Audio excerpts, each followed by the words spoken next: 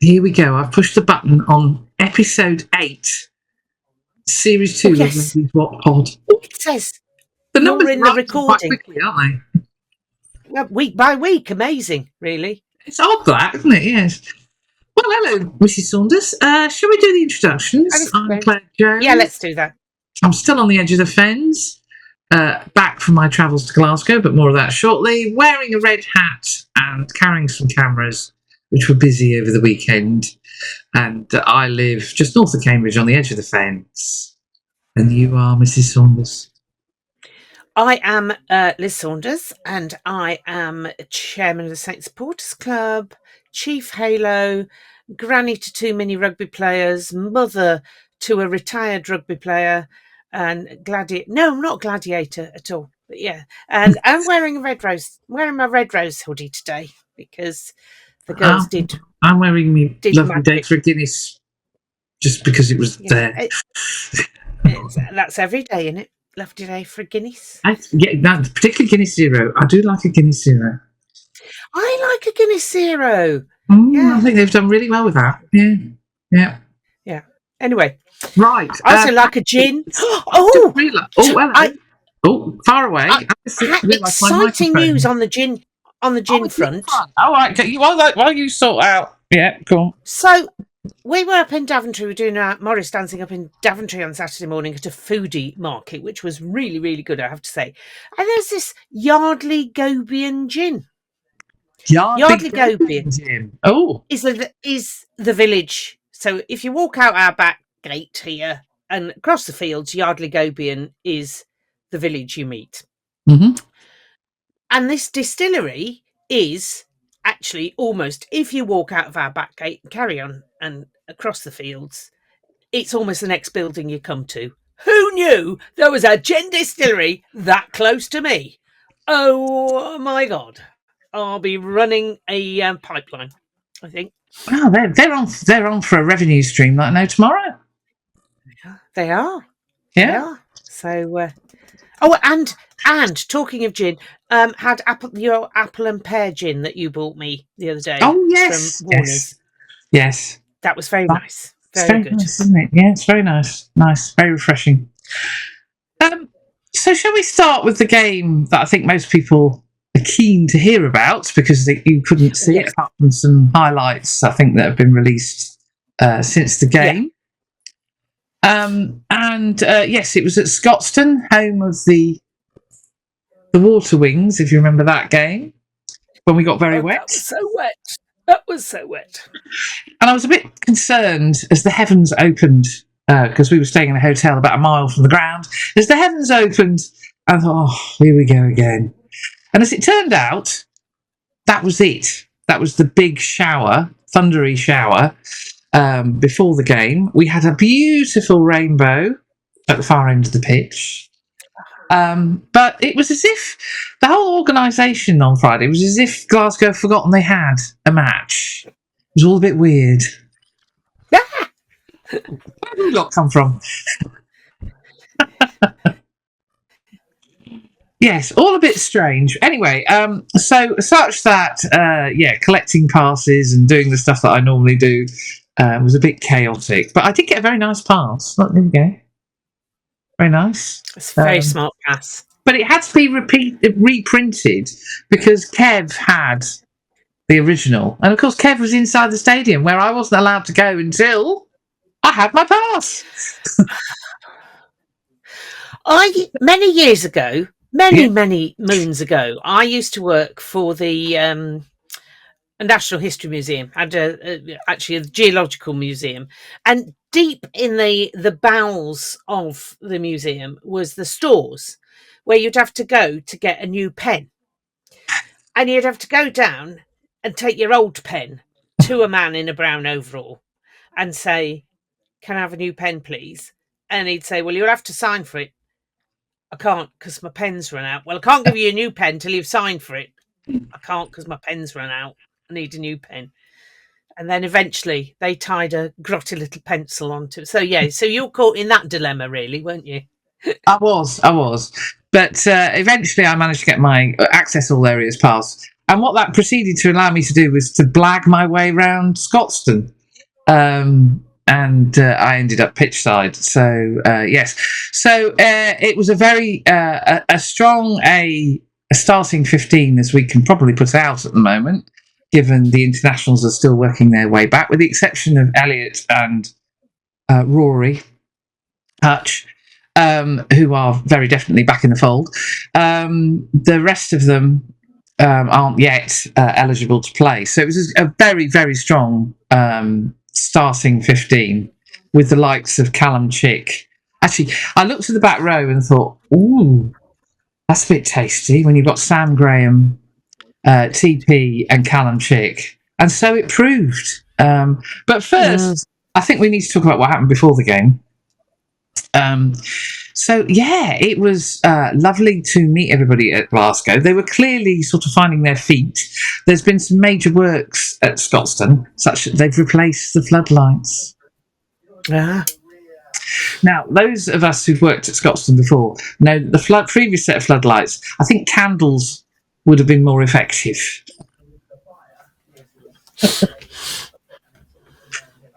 Right. We all had miners. Cigarette lighters to concert. Oh, so I bumped into the operations manager. Apologies, I didn't catch his name, but or the stadium manager. I think I'm not quite sure which role he had, but he'd run a number of projects over the summer to replace the floodlights and replace the running track, because of course Scotstoun is also an athletics stadium, and thereby hangs the clue. So I ended up talking to the boss, who came for a chat. Julia Chapman came for a chat. She uttered the words, "I'm very jealous of their floodlights." When I told her, I said, well, you need to get the Commonwealth Games to pay for them. Yeah. So, we just need the Commonwealth Games at the Gardens. New floodlights, no problem. But they were very, very good. Somehow I don't think the Commonwealth Games is coming to Northampton. No. Wishful thinking. So we had a really strong starting 15. And there was much running around in the warm-up. And in fact, running around in the warm-up was the big thing, because we had three groups of players. So we had those that were going to be playing. We had the internationals, England Lions, and Robbie, who didn't look too chuffed to be with the Ben Rhodes group. And then we had Jason Civil working with a few others who were on their way back from whatever. So it was quite a complicated scene to follow what was going on. They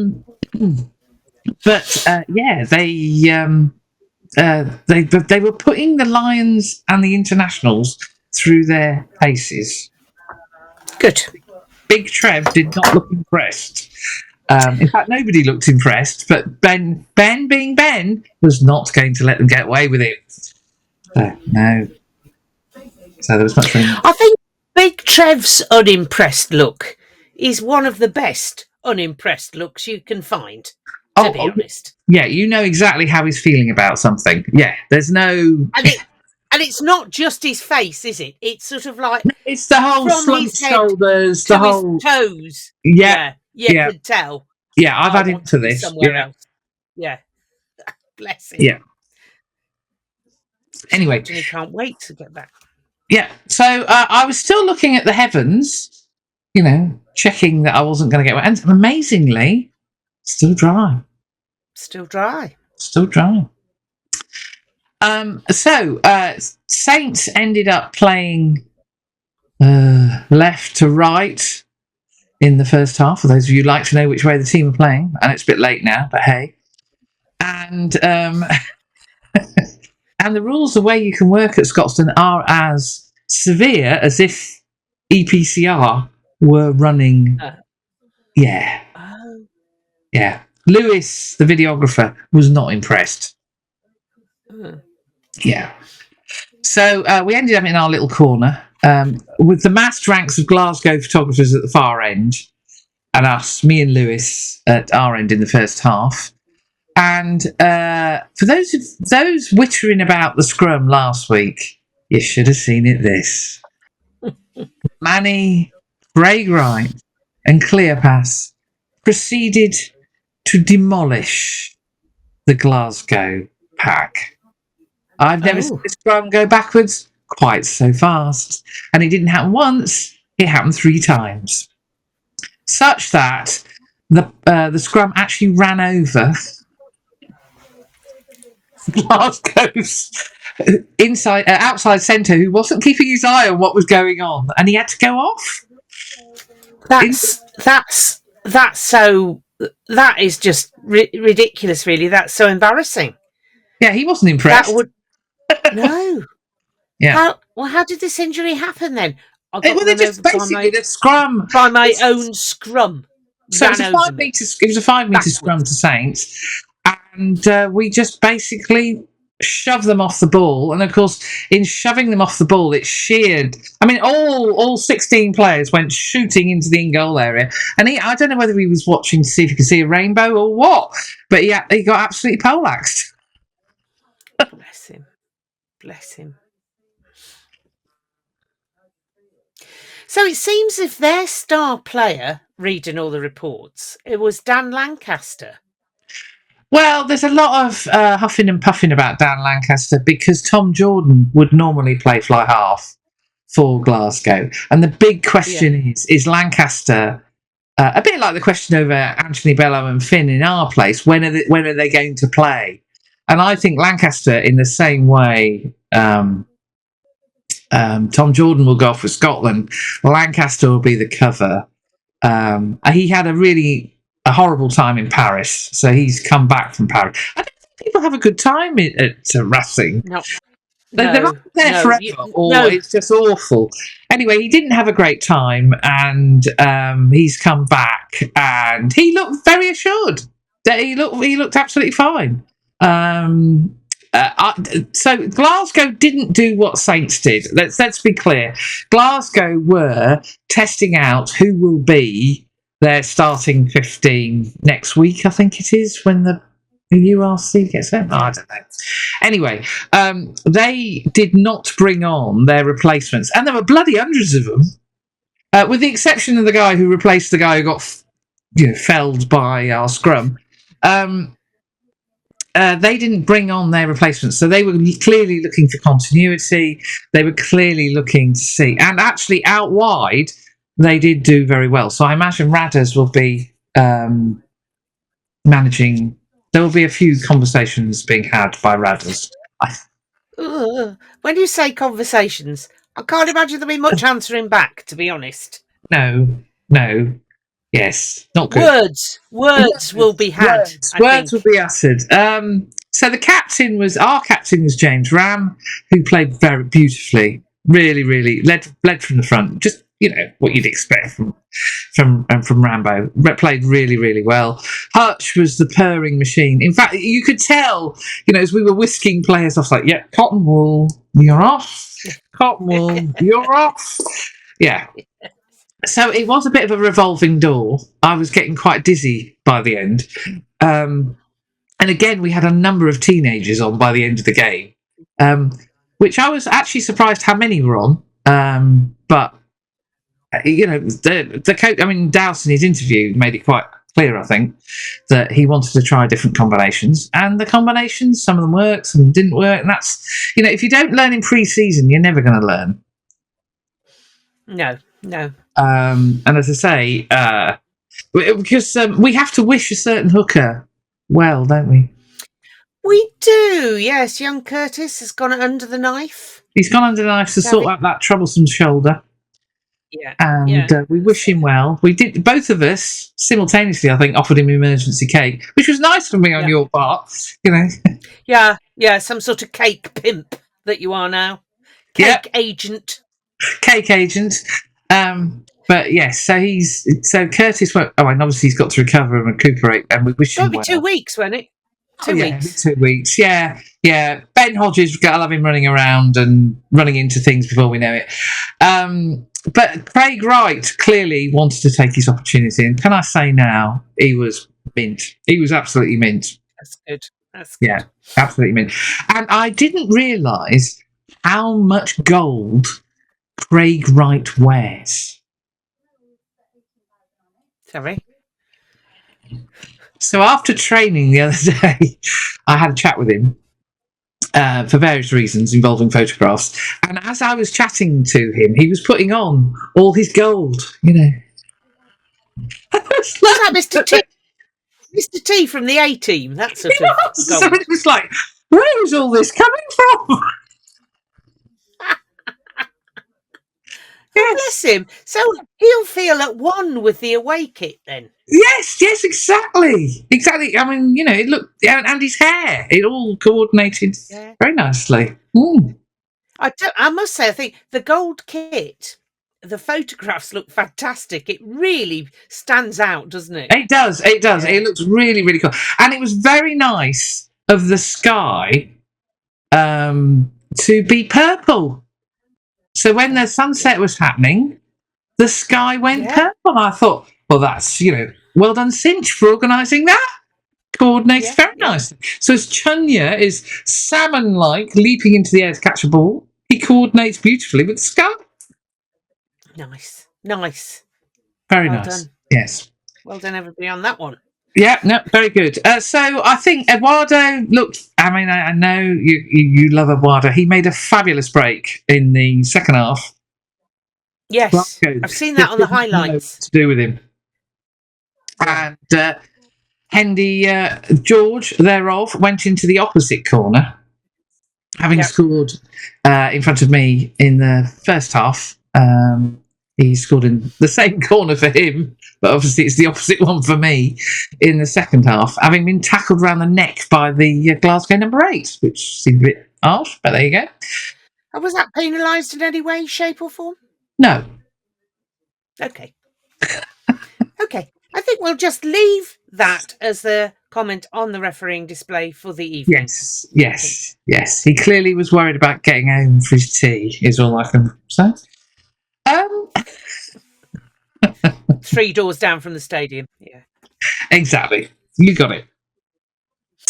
So yeah, I think it was a great run out. I think the younger lads, you know, the likes. So James Pater ended up playing at 10 in the second half. He came on. He would have learnt loads, absolutely loads. Johnny Vyman at 9. So you've got 2 teenagers at 9 and 10 again. You've got. I mean, we talk about the likes of Toby Tame. Amena, you know, on the left wing, and Tom Rowe on the right wing, as if they're. I mean, Tom Rowe is going back to university, so you know we're talking about like they're old men. They're not. Yeah. Toby Tame's got a year to do, hasn't he, as well? At Durham. They're still only in their early. Yeah, they're 2021. Yeah. So, you know, it was a very, very young team. And because it brought it home to me how many internationals we've got who aren't available when they're all trotting up and down the pitch. You know, you've got your Mitches and your Finns and your Alex Coles and your Robbies and your, you know, Henrys and all the rest of it. Henry, fresh from his golf at Wentworth. Golf at the old course. Yes. Has he changed? He hasn't changed. He came over for a chat, gave me a huge hug, big grin, running around, hat on backwards, you know, usual Henry stuff. Yeah, just being Henry. He will never change. You know, likewise Finn, likewise Mitch. They're just nuts lads. So, you know.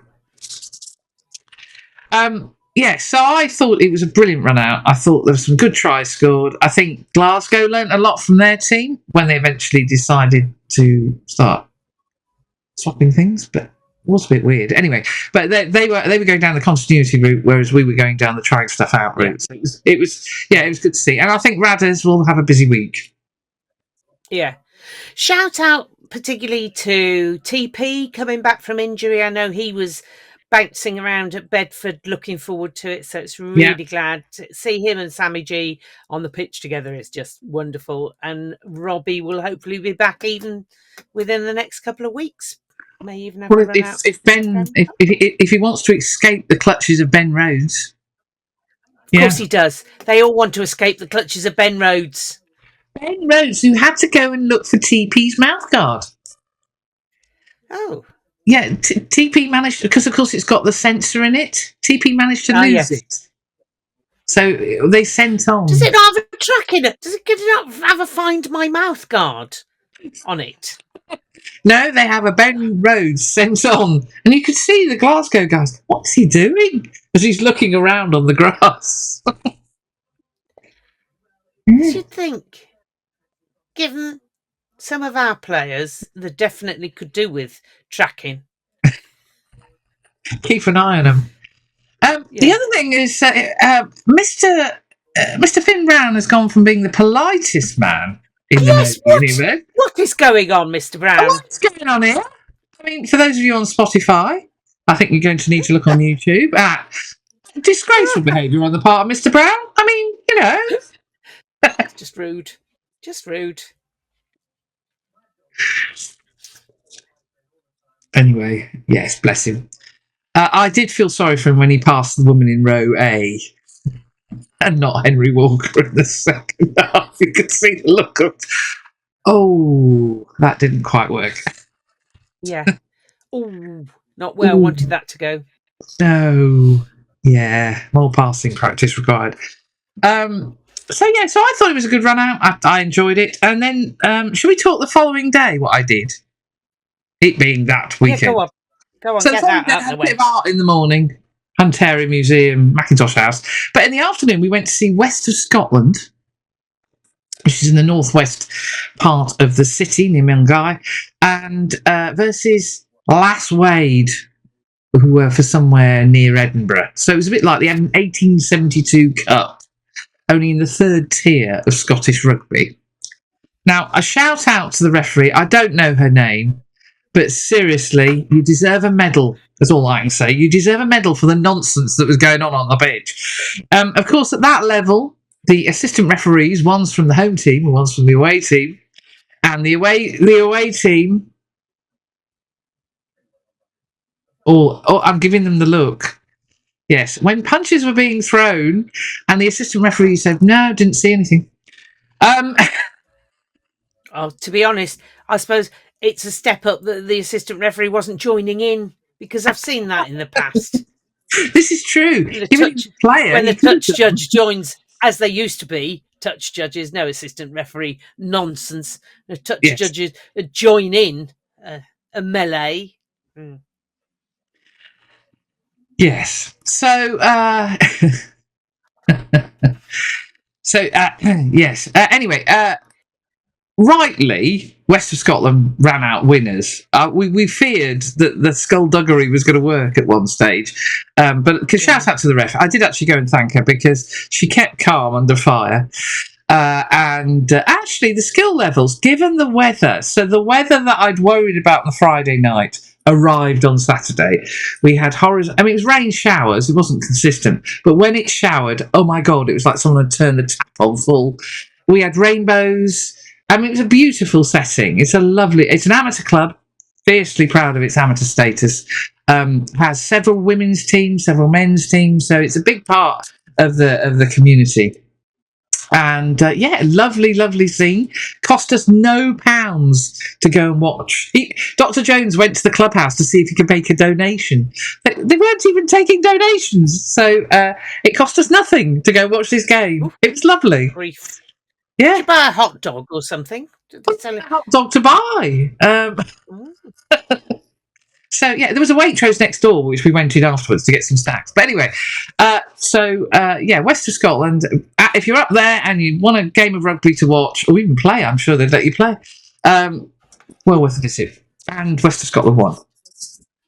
So, so all in all, that was a good weekend. Excellent. And then we had a lot of rugby going on all over the place. Quick shout out to Lightning, who played their last PW Cup match and came very close to toppling a very strong Bristol. So with a very young team again, you know. Yeah. Fair dues, Nathan. You're doing the business. And so I think lots. In fact, the players were saying they'd learnt loads, which is what you want from a competition like that. So well done to everybody involved. And then, should we talk Women's World Cup? I think we need to. I think we need to. So, yeah, I've lost track of who played when. So yes, so Saturday was South Africa versus New Zealand, wasn't it? Which was Yes, bit one-sided. yeah, and Canada. Yeah, but it didn't start off one-sided, did it? No, it South didn't. It was a Africa bit weird. quite Yeah, frightened them. Quite frightened them. So, but yeah, in the end, the experience and the as I say, the investment of the All Blacks, New Zealand, the Black Ferns, ran out the winners. And the other game was Canada versus somebody who, oh, crikey. It was, anyway, somebody else. Australia. That's it. Yes. And Canada just waltzed away from the Matildas with that one. Ah, see what I did there? Oh, here every week. Oh, Lord, that was She's dreadful. good, ladies Anyway, and yeah. gentlemen. She's good. So yes, so that was that, and then Sunday I think was the more interesting. Well, the first quarterfinal, the France Ireland one. I mean, I have to say the conditions were awful. It was awful, wet for both of them, wasn't it? But yeah. So France Ireland. I mean, Ireland really looking good. 13-0 up at half time. Yeah. And really, because I thought the French, the way they played the week before, would just be just run away with it. But no, Ireland really contained them, doing so well. And there was an incident that has been spotted early in the second half that should have swung the game in Ireland's favour, because you ain't supposed to bite people. You were never supposed to bite people. Ever. And you've got cameras everywhere now that should pick it up and have picked it up. But yeah, I think, to be fair, I think calling somebody wafer is asking for trouble. It's asking for a snackette, isn't it? But Aoife Wafer, poor old Aoife Wafer, had a chunk taken out of her arm by a French player whose name escapes me on this. But yeah, an influential French player. Yeah, very influential. I can't remember her name either, but I think the issue is begins that with B. Irish captain asked for it to be looked at. Yeah. So what was going on in the truck? I mean, seriously, it's not Tempo. good. It was Tempo, wasn't it? See, Tempo. I didn't realise it was Tempo. Oh, yeah. The man who thinks I terrorise him, because I follow him everywhere. Seriously, Tempo, what are you doing, mate? That was very poor. Very poor. Yeah. Anyway, so we'll look and see what happens. So that was so France went on to win 18-13, which, even regardless of the biting incident, that's hell of a comeback. So fair. Well, it wasn't fair play to them, is it? It was, because they should have been down to 14 players. Yes. Anyway, so there we go. So then the one that anybody who follows Lightning was invested in, and we were both saying before we came on about, we wanted, on the one hand, we're still English, so you want England to win, but because we know so many of the Scottish players, it was like, oh, that's so sad. And Scotland could not catch a cold, could they? It was just, I mean, England blew them away, to be fair, and I think Scotland's try in the dying minutes was the ref was just letting them score it, to be honest. It was a charity event. It was a charity event. Although it was a beautiful performance of Helen Nelson. Nelly was Nelly. That girl, she really is. Yeah. But some of the other bits of it were a bit, I don't think so. Anyway, but Nelly, yeah. So our hearts went out to Nelly, CB, Rachel Malcolm, Leah. Who else? Leah, all the scrum half. Yeah. Just, but as one of the Scottish commentators said, they've just come up against a better team. You can't take it away from England. They've just come up against a better team, and they did, and England looked just look the business really. So 31st consecutive win for England, Yep. and yeah, It was a power game from England, and they looked utterly dominant in appalling conditions again. Although dreadful conditions. I think the handling was remarkable given the conditions. I think there was some absolutely, fantastic play on both sides. Morwenna Talling, who went on to win player of the match, and rightly so. Yeah. I also had Morg Muir, who was just barreling through. Scotland players. And I think, yes, I think the SRU really, and we talked about it at the live show. The SRU are just bang out of order. Players should. Is it Jade Conkle who is the most capped Scotland player? And actually, when Quinns played Lightning at the Gardens, I'm sure she won player of the match in that game. Fantastically talented player has quit Scotland because basically they told her they weren't going to give her a contract. So, and this is before. Apparently, the phone call took 6 minutes. This is before the World Cup. So you want these players to go and put their best foot in a World Cup, and you're treating them that way. Their bodies on their line. Yeah. So SRU, shame on you. I mean, it's just not the way to treat professional athletes. It's really just not on. And you're asking so much of these. They have to give up so much, and really out of order. Well done to Rachel Malcolm for being the player to captain Scotland the most times of any either men or women. So well done, Rachel. Right. Yeah. She led from the front. There were a few Sergeant Wilson moments. There was one where basically the scrum had been obliterated, and Rachel tried to claim that England was spinning it around, and the referee said, "Well, it's not the picture I'm getting." Basically, no, and it's sort of no, you've just been annihilated all over. There was no spinning. Yes, if no there's spinning going on. It's because one of you got your studs caught. It was like... Yes, and CB mentioned that also at the live show that she and referees never get on. Yes. And there was one scrum where she'd been demolished again, and she had that look of, shall I say something? No. Yeah, so I mean, and you could see for all that the SRU have messed the girls about, how much it meant to them. At the end, there were tears, and they fought so bravely, and they've done so well. They have. They've done brilliantly well.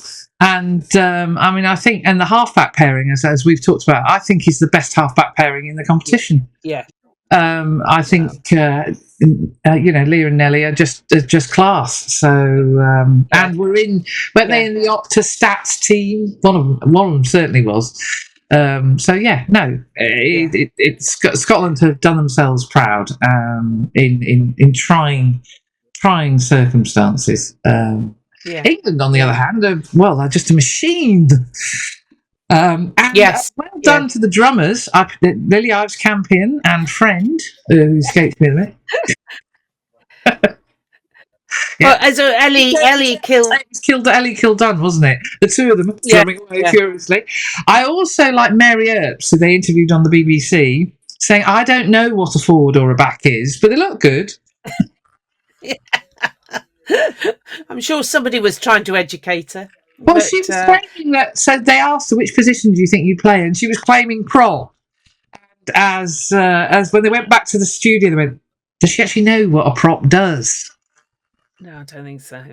I think there is a prop. Anyway, at fullback was Ruby Tui's suggestion, and I absolutely agree. Yeah, I would have thought so, but possibly back row, maybe. Back row, yeah. Number 8. Yeah.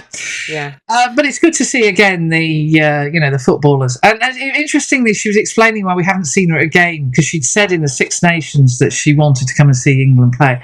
And of course, her playing schedule, because the WSL is in full flow, hasn't allowed her. This was the only game she could get to during the competition, so that's why she hadn't been seen before. Although we did see Chloe Kelly at the Gardens. So, but it's great that the footballers are, supporting the girls.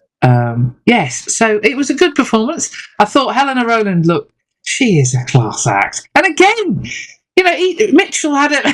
John Mitchell had her moving around. So she starts at fullback, and then it's like, no, we'll put you at centre, and we'll bring Emma Singh on at. It's like, John, the woman's like a spinning top.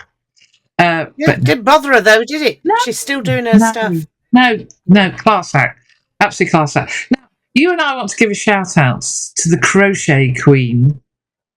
We do. I'm just falling in love with her a bit more every week. Abby Dow, who, she just must spend all of her downtime crocheting.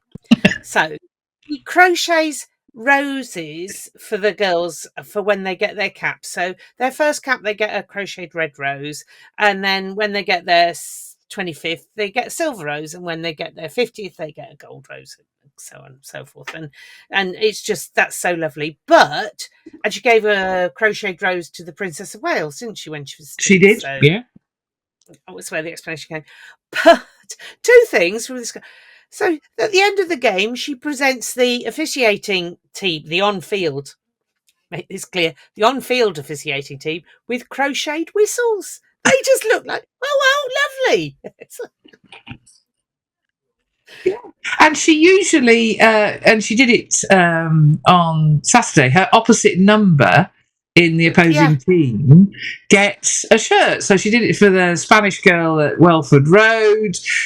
She's done it for all the teams that she's played so far. And lo and behold, was it Lloyd? We haven't worked out which one. Because I was thinking of Frances McGee, and she plays on the left wing. Anyway, Julie presented her with her 14 navy blue shirt. So it's like, and everybody's really pleased to get one. So it's become a bit of a thing. Did you get crochet from Abby Dow? Now, the weird thing is, she doesn't have a club. She's unattached.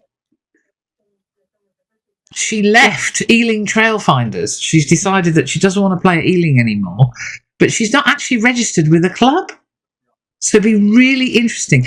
Now, I think on the basis of crocheting alone, we need her at the Gardens, don't you think? We need her here. We do. Yeah. Definitely. Abby, come do crocheting in Northampton. We'll appreciate it. Well, some of us will. Yeah. Nathan, on the other hand, is going, "Oi, what are you doing picking my team?"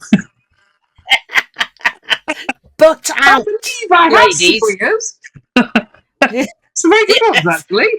Yes. I also have a budget, ladies. Yes, England International. Yes. Let's see, no. Oh, no, my camera's gone off again. Oh, what is it? She's gone green. She's turned into Kermit. Hold on. I'm going to go back. I'll be back with you shortly. Not easy being green. Here we go. Live stream. There. Oh, she's back. I'm back. So, those of you on Spotify, Mrs. Jones disappeared and there was just a green screen. Yeah, my poor little camera's having... Oh, it's got a bit hot. Why has it got hot? That's a bit weird. Don't know why it's got hot. Oh, I'll fan it. Yeah, we might lose me again, so we might have to do it again. So well done, England. They're through to the semi-final where they play against France, and I hope England twat them, basically. Now, we do have to talk about Towcester, don't we? Oh, we do. We have news. Do. Yes. We have news. Do you want to do talk first and run the videos? Run the videos, then talk. Yes, let's run the videos, and then we can talk about what happened. So we're going to run them back to back. International Man of Mystery, it's a brief appearance, but, So here they are, the dynamic duo, telling their tales. So today in training, I got to decide whether I wanted to be a forward or a back, and I decided back, and training was pretty successful. We did some drills where we ran, and we had to just like get past the defenders. Not much, but similar to that, and some pace tests. I don't know what the forwards did. I know they did tackling. Then we played a game. I made 2 assists to our team. Then I got injured and I won't be able to do rugby for 3 weeks, sadly. It's been a good session though. Is that everything? It's my birthday today and I scored an amazing try. Well, tell all, Mrs. Saunders. What's happened to Well, I'll just start with. Well, yeah, I'll start with the international man of mystery, Alfie. It was his birthday, as he said. He scored a try, and his try was lovely, I have to say. And the other mums, so his 2 best friends, 3 best friends were there that had been at his party the day before. No hangovers involved there. And they say the thing is, he's so good if he puts his mind to it, but he spends a lot of the time because he can't do contact. He's spending a lot of time, looking at the grass and the trees and stuff. So he's, but he enjoyed himself. It was his birthday, he scored a try. What more could you want? Big brother, on the other hand, Harry, getting stuck in, gets a boot to the head, now has to have 3 weeks off. So perhaps we can pair him up with somebody in the Saints who's got to go through all the concussion protocols. Yes. I don't know of anybody. Well, I do, potentially, because, of course, I'm not actually on the inside of the medical team. So perhaps I should ask at training this week if we can pair Harry up with somebody going through their return to play. Because Harry's absolutely heartbroken that he can't play for 3 weeks. So it's we've got to look after that little head of his. It's important. Exactly. Yes. I don't think he's got concussion. He said he felt a bit sick and dizzy when he came off, but I think when you've had a boot to the head, the adrenaline will make you feel like that. Yeah. And he was well enough when they got home to be winding his little brother up to the point where when Alfie retaliated, they're then, oh, my head, I've got a headache. Well, yeah, not so bad that you couldn't wind your little brother up to the pitch of lashing out. So, but well done to Towcester. He needs to go through we need to look after him. So there. And just on we'll talk about Towcester. I mean, it's lovely to still see so many kids rushing around, but the pitch that the under 8s were playing on yesterday is the one that's been upgraded thanks to money from the Women's World Cup, because the French and Irish squads were playing there, and it's really good quality. Looks in good fine fettle. So excellent. And then we did get some feedback on last week's episode, didn't we? Did we? Yes.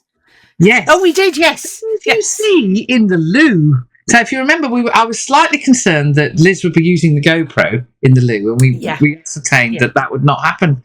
But we've been informed that there are some times when us ladies go to the loo and see things that really we'd rather not. And we were contacted by this chap's mum. Yep. The Ginger Ninja. Not his fault this time. So Laura goes to the loo, and this is what is in front of her. Yeah.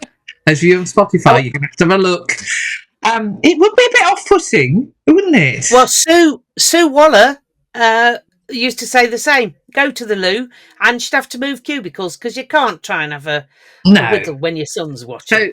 So Laura Hendy did say that she avoided that cubicle for the rest of the season. It is very off-putting. I don't think people had thought that one through, to be honest. It's not helped by the finger gesture, is it? Anyway, no. Lordy Lord. Oh, dear. So we next week. So we ought to go. What we're doing next week? The Premiership Rugby Cup next week.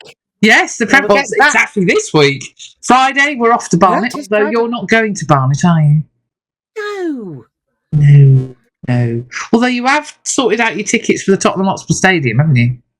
Yes, and just a quick word: tickets for Tottenham Hotspur Stadium. We bought ours. The Saints Porters coach is on sale already.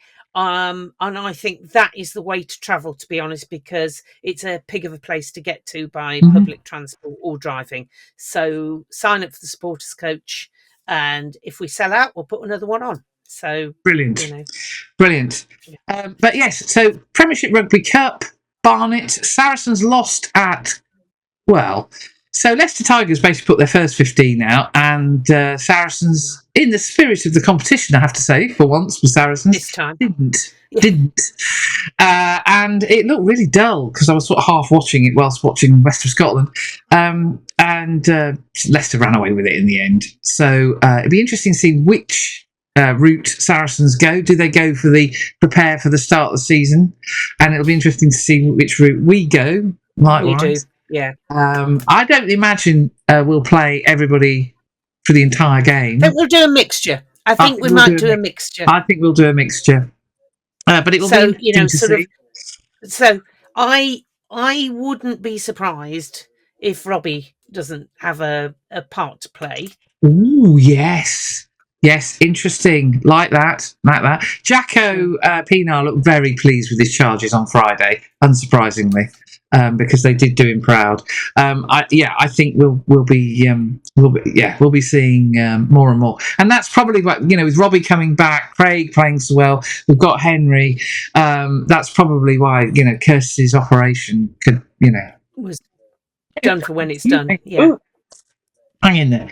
And then on Saturday, it's the last pre-season friendly at Gilpington Road, the Battle of Bedfordshire, the Baker when brothers. You say pre-season friendly, I can't imagine. No, there's nothing friendly about that. Aptill are coming off a drubbing from a hideously kitted out Worcester team. What were Worcester wearing? Anyway, they played at Dillingham Park, Only Field, whatever they're calling it this week, and lost at home. So they're coming to Goldington Road, and it will be the away shirt kit launch, which I had the delight of working with Sherpa 2 on Thursday afternoon, and I let him play with the GoPro. Now, I haven't actually really looked at the footage, but if there is anything... You're not happy, are you, Mrs. Saunders? If there is anything, I'll put it at the end. Whose GoPro is that? Really? Quite. No, I know. But I just thought I'd see. As I say, I haven't looked at the footage yet, but we'll have a look. If there's anything interesting, we'll put it on at the end of the video. So it's the last pre-season friendly. It is the launch of the white kit, and that very nice. It's a very nice kit. It's a celebration of the rescue of Bedford Blues 25 years ago, when their sugar daddy walked away from the club and the club nearly went under. And in a porter cabin at the top of the hill, there is it's one for Graham McKechnie if he's interested in these things. There is a fantastic panel of newspaper cuttings telling the story, which I was taking photographs of with €2 so we can do some "this is why this kit is the way it is" type stuff. Okay. So it was great fun working with the guys as usual. They are a lovely bunch. They are really sweet, and I am so pleased. So those of you who want to see live rugby, who don't want to go to Barnet, that'll be most of us. Get yourself down to Goldington Road. Yeah. And my favourite prop is back.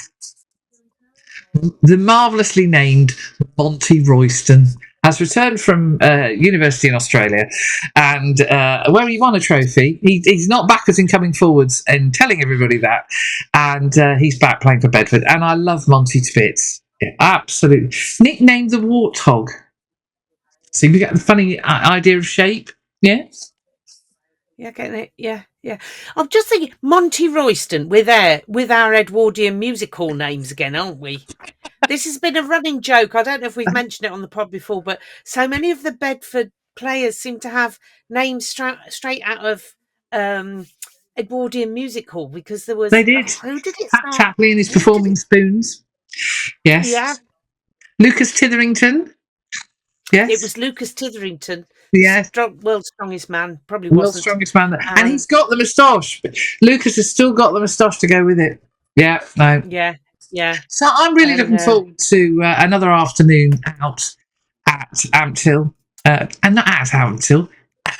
Not at Ampthill. We're at Goldington Road, where they're playing at Ampthill before the big match against the first match of the season, which I think will be streamed against Ealing Trailfinders. The new streaming service is coming on. Oh, wow. Very exciting. Good.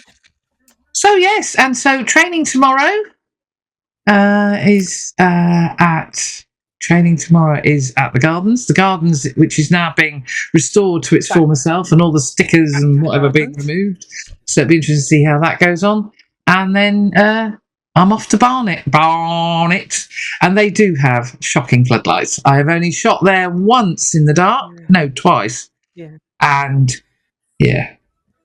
I actually know the last game. Wasn't the last game in December a late kickoff, and that ended up in the dark? But anyway.